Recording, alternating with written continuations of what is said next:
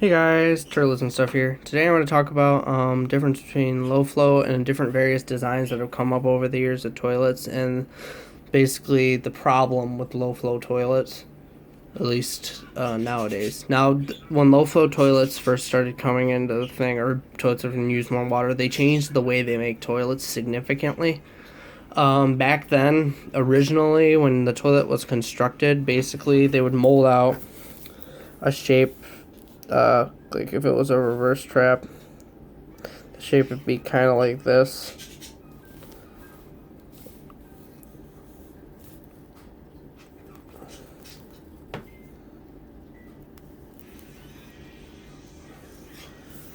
There you go. And that would be, and then they'd slap a slab up on top and up on bottom, the rim on top and the bottom. So that was it.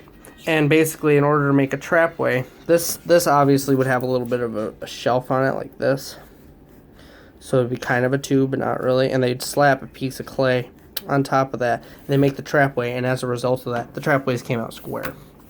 And that continued up until about the low flow era. The only low flow toilet I know that still makes toilets in the traditional method, so to speak, that's what I'm going to call it because that's the way they were made originally, is the Lamosa Sahara. That's the only one because they have half moon shaped traps, and they have concealed side. A toilet with a round trapway like they do now, where they make it round, won't be able to have a flat side unless they decide to fill it in at the factory, which would be extremely expensive.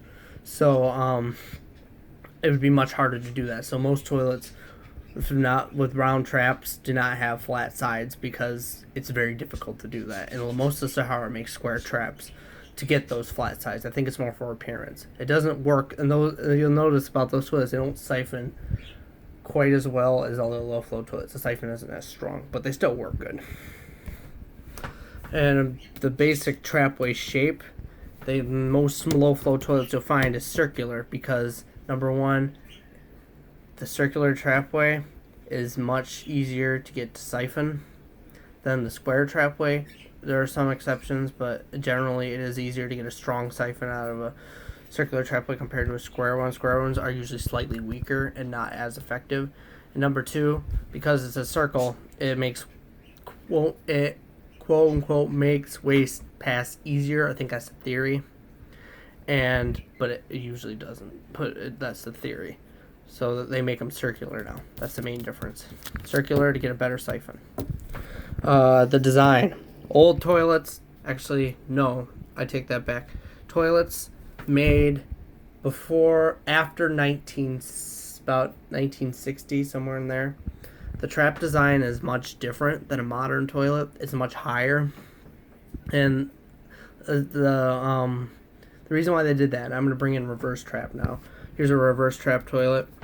Typical, this is what they started with when they started making toilets in America. Here's a cutaway of it, trapped underneath the rim, as in most toilets. The jet, it's a better design generally, but anyway, the trap way water's lower. And the interesting fact about this is the reason why they discontinued reverse traps. Well, they didn't discontinue; they actually banned their design in the '60s because they were deemed unsanitary because since the trap had to be located right underneath the rim, it couldn't be high. The water level couldn't be that high because it would restrict the flow too much. So they had to there would be a lot of surface area in the bowl that was exposed and not covered by water, which meant it's more easy for stuff to splatter. So they discontinued it because they were deemed unsanitary, and that's exactly what we've reverted to in terms of this. And what's even worse is that this brings us to water management. That the way that the water is controlled in the modern toilets, not all of them, there are some exceptions. Again, the new double flapper American standards look really good in terms of how they're going to rinse and stuff, but they're still going to have this problem because of the low water level.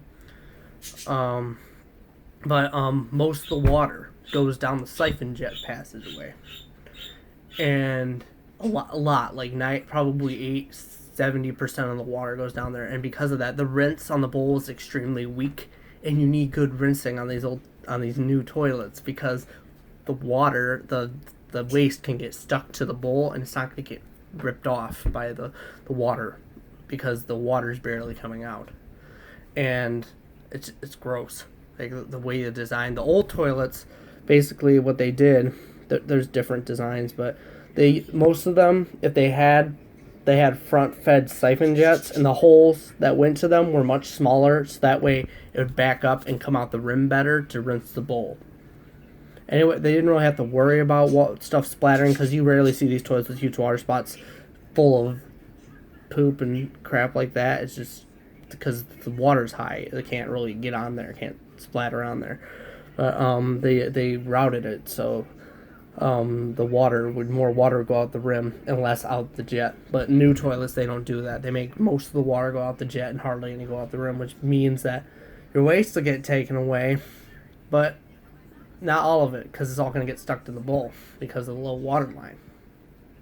And that brings me to trapway size, which is kind of I don't know, like in the newer toilets, they tend to be smaller because it's easier to fill up a small space with water and get a siphonic action, and it takes less water to fill it up. And since they need to use less water, they want to get a good siphon, so they drop the size down significantly compared to these. These usually have 2.5, 3-inch trapways. These, you see, max I've seen these is 2.5-inch trap, unless they're blowouts. And I'll get to blowouts in a minute. Here's the next toilet I'm going to talk about in this list is a pressure assist. Now, the thing about pressure assists is they kind of scare me, because and especially in the early ones don't have a relief valve, and if these start running, they'll explode.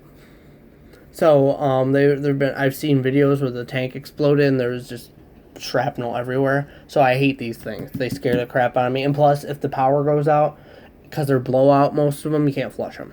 So it's a double whammy for you. And another thing about these is all the water goes down the siphon jet to blow it out, and there's no rinse. Now, in my opinion, because nowadays blowout's the way to go, as long as they fix the rinsing problem. Because blowout doesn't take hardly any water to get a siphon going, because the siphon started purely by the jet, because there can't be a siphon because there's no long leg, or not a long enough leg anyway. And this design should be forgotten, because what they're doing in modern toiletness is they're making the flush so short and so ineffective on modern toilets. All of them, all of companies are following in the same footsteps. Kohler, American Standard, Glacier Bay, they're all doing the same thing, and it's getting I would say it's getting better, but it was really bad at first. Still not good. But anyway, the flush starts, then the flapper closes, and then it siphons. And that's a problem when you're dealing with liquid waste. They have this reversed. They say you need to use less water on liquid waste, or you need to use more water on liquid waste, because liquid waste is completely suspended in the water column in the bowl. And if you're using a tiny bit of water, you're basically sucking out only about 40% of the waste, because all the waste is still suspended in the bottom of the water. So you need to have water going down there when it's siphoning to allow it to feed the siphon and suck the rest of the waste out. That also happens if the siphon starts super, super, super early and it's really super duper duper fast. Like Orion has that problem sometimes when they use concealed siphon jets, and those just shooting water out the back, and then the rim's going too, and it siphons really fast. Like within the first 2 seconds of the flush, it's already siphoned. So, and the siphon ends, it breaks, so the bowl isn't flushing properly, and the stuff's getting left in the bowl, which is very common with these, especially Class 5 Kohlers with that aqua piston. And having said that, Class 5 Kohlers flush very well if they don't use the aqua piston. The problem is they're not managing their water well. A lot of modern toilets aren't. They don't manage their water in a way. The secret to a good flush is you have to flush it and have the water still going after the siphon break. You have to have it rinsing it down, and you have to have the siphon break be like at least probably 4 or 5 seconds after the flush begins. So it has to be the siphon has to be fed, basically. And that's the problem with new toilets. The siphon is getting fed, but then it loses its feed, and then it siphons out, and it leaves waste in the bowl. And that brings us to the last thing, which isn't really a thing anymore. It's more due to toilet history. Horn type. Most toilets have a conventional horn. The only reason why they had an extended horn was because back then they didn't have wax rings. You had to take basically a little can of wax and smack it on the horn and then shove it in the outlet, which is it makes it a lot easier with an extended horn to do that and a lot less likely to leak. So anyway, I'll have more videos up about this, but this is just a basic overview. So basically what I'm saying is these old toilets are much better designed and much better thought out, most of them, than these modern toilets. These modern toilets need a little bit more studying before they become even remotely good. Many companies have issues with this, but not all. There are a few good ones, but not a lot. If you want a good modern toilet, my suggestion is get an American standard, because the toilet technology that they're using, get the newest one, actually works pretty good. Even though I haven't done tests on it myself, the siphon, based on what I see, it starts siphoning and then the bowl is still shoving water down there, so it's working pretty good. If you want to buy a new toilet, buy American standard, latest version. Don't buy their old class whatever Champion 3s, Champion 4s. They're terrible. They don't work as well as they should. They leave waste behind, even if it's a little bit. Most of the time, it's just they're not sanitary. So get the newest one, because that one's the best one, in my opinion, because it doesn't have that flush start and then stop and then siphon thing. So anyway, that's about it for this video. I'm going to post another video about ball cocks and fill valves and pros and cons, materials, stuff like that. And I'll get back with you in a few minutes. Bye.